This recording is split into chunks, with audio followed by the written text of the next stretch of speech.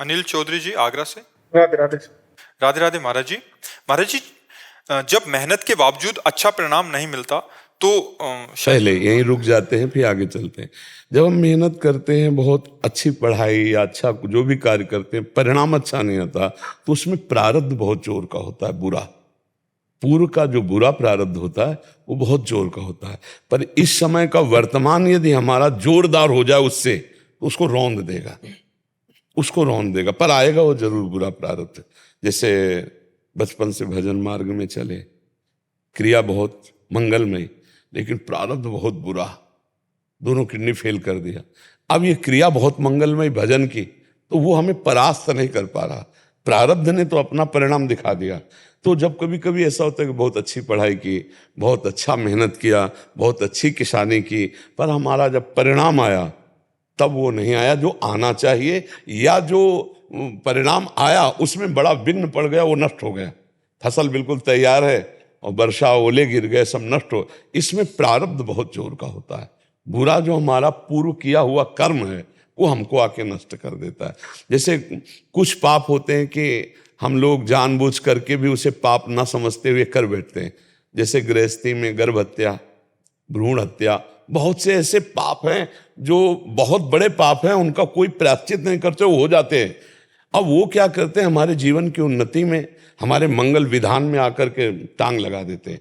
ऐसे पूर्व में कितने हमारे पाप हो चुके हैं। तो इस समय वर्तमान में हम जी जान की मेहनत करते हैं पर सफलता नहीं लगती, क्योंकि पूर्व, और ऐसा देखा गया कि कोई कोई है, कोई बुद्धि नहीं है, कोई वो मतलब मेहनत उस कोट की नहीं हो, बहुत सफलता है, उसका पूर्व का पुण्य काम कर रहा है।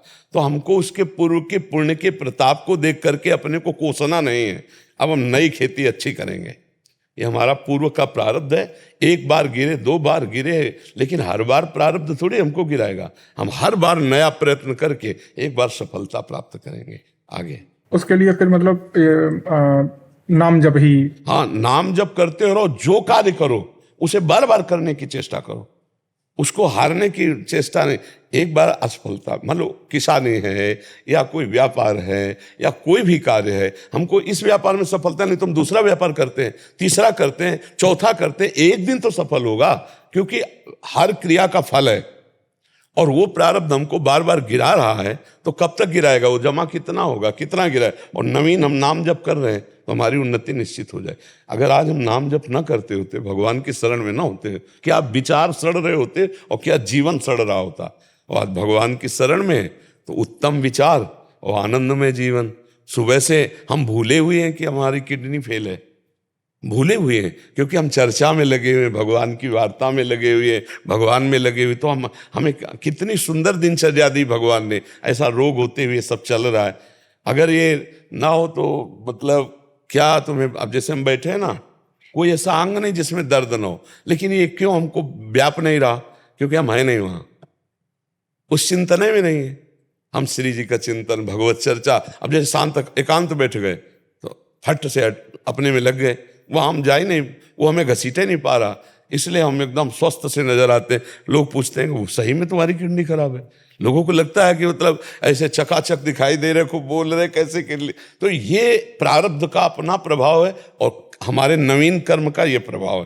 तो हम इतना जोर कर नवीन कर्म करें कि बुरा से बुरा प्रारब्ध भी हमको मिटा ना पाए, हमको नष्ट ना कर पाए, क्योंकि कर्म तो बुरे होते ही। देखो, जैसे हम कह देते हैं भगवान यार सही निर्णय नहीं किया, ईमानदारी से देखो, आप इसी जन्म के देखो, अगर बचपन से लेके अभी तक के कर्मों का हिसाब एक कर्म का, तो आजीवन जेल में होते। आप ईमानदारी से देख लो, किसी बच्ची के छेड़ने का फल क्या होता है। और ये गलतियां कोई बिरला ऐसा होता होगा जिससे ना होती हो, नहीं प्रायः सबसे हो जाती है। कुछ ऐसे पाप हो जाते हैं, कुछ ऐसी गलतियां हो जाती हैं कि जो आज तक दबी हुई हैं, हमारी कोई जाना नहीं और उनका फल कोई मिला नहीं। तो अब बीज दबा है तो अंकुर तो होगा उसमें, फिर फल तो आएगा ही, भोगना पड़े। होती है ना गलतियां ऐसी। अगर हमारे जीवन के रजिस्टर को खुद हम ही जांचें और निर्णायक रखा जाए तो यही हाथ जोड़ जाएंगे कि भगवान बड़े कृपा है जो आपने मुझे बचाया, नहीं तो जरा जरा सी गलती में फंस जाए, जरा सी गलती में तो जेल पहुंच जाए, जरा सी गलती में। तो ऐसी कितने जन्मों में हमारी गलतियां होंगी, वो हमारी जमा है, वो हमारी जमा है। बहुत बड़ा गलती का दंड मिलता है, बहुत बड़ा दंड। 5 मिनट की घटना में ऐसे कितनी गलतियां हमसे हुई हैं। मान लो जैसे जो मांस खाते हैं, एक जीव है, जैसे हमारा शरीर प्रिय है, ऐसे हर जीव का शरीर। अब उनको पता है, बोले 10 साल से मांस खा रहे हैं, अब कितने जीवों को खा गए, अब कितने जीव हत्या हुई आपसे। अगर उनका टोटल हिसाब जोड़ा जाए तो कितने जन्म तुम्हें मुर्गा और बकरा बन के काटना पड़ेगा। क्योंकि पक्का तुमने जिनका, बोले हम काटते नहीं, हम तो दुकान से लाते हैं, बात एक ही हुई, एक ही बात हुई। आपने उनका, तो अब आपको मान लो आपने 5000 मुर्गा खाए, अब 5000 जन्म आपके मुर्गा के होंगे, 5000 बार आपका गला कटेगा। और अब अगर भगवान उसको इसमें निपटा दे कि आप जा रहे थे, अचानक एक्सीडेंट हुआ, आपका पैर टूट गया, अब फ्रैक्चर ठीक हो गया, लंगड़ा के चल रहे हो, लेकिन 5000 बार जन्म के नाश हो गए और नाम जप करते हो, इसी जन्म में भगवान को प्राप्त हो गए, तो मुनाफा हुआ कि घाटा। हम लोगों को लगता है भगवान घाटा किए, जब से भक्ति शुरू की तब से यही सब हुआ, तभी से सब शुरू नहीं। बड़ी कृपा हो रही, भगवान के न्याय में बहुत कृपा है। अगर वो सही ईमानदारी से हमें कष्ट दे तो निश्चित, ये हम इसलिए कह रहे, जैसे बच्चे ने कहा मन बहुत गलत सोचता है, ऐसे सबसे जवानी में गलतियां होती हैं। कोई बिरला ऐसा होता होगा जो भजन में लगा है तो वो पाप कम हुए हों, पाप ना हुए हों ऐसा हम फिर भी नहीं कहेंगे, क्योंकि मन है, किसी की जरूरत नहीं, अपने आप से अपने आप में नष्ट कर रहा है। जैसे मानो एक बार के वीर से एक संतान उत्पन्न होती है, उसमें होता है ना, आप उसी को नष्ट किए, क्या वो अपराध नहीं है? व्यर्थ में आपने उसको नष्ट कर दिया। आप ये सूक्ष्म विचार हैं, अगर वही यथा स्थान धर्म पूर्वक पहुंच जाता तो उससे संतान होती ना, उसको व्यर्थ किया ना, उसको नष्ट किया ना, तो क्या उसमें पाप नहीं है? शास्त्र में लिखा हुआ है व्यर्थ उसको नष्ट करने का अधिकार नहीं है। जैसे आपको अपना शरीर नष्ट करने का अधिकार नहीं। अगर अभी आप अपने शरीर को नष्ट करने की चेष्टा करें, पुलिस में रिपोर्ट कर दी जाए तो आप बंदी बना लिए जाएंगे। ये सरकारी है वस्तु, आपके शरीर पर आपका उतना अधिकार है, केवल खाओ पियो मौज करो सेवा करो, लेकिन आप इसको नष्ट नहीं कर, ऐसे उसको नष्ट नहीं कर सकते। वो एक अमोघ शक्ति है। ऐसे कौन विचार कर रहा है? कितने हजारों बार नष्ट कर रहे हैं, क्या वो पाप नहीं बन रहा? बहुत से ऐसे पाप हैं जिनका अगर निर्णय किया जाए तो हम फंसे फंसाए रखे रहेंगे। तो हमारे अब वो दिमाग में तो है नहीं कि हमने पाप किया, अब वो जब निर्णायक के द्वारा निर्णय करके वो हम जब उन्नति में जाएंगे, पाप का फल होता है दुख, संकट, विपत्ति।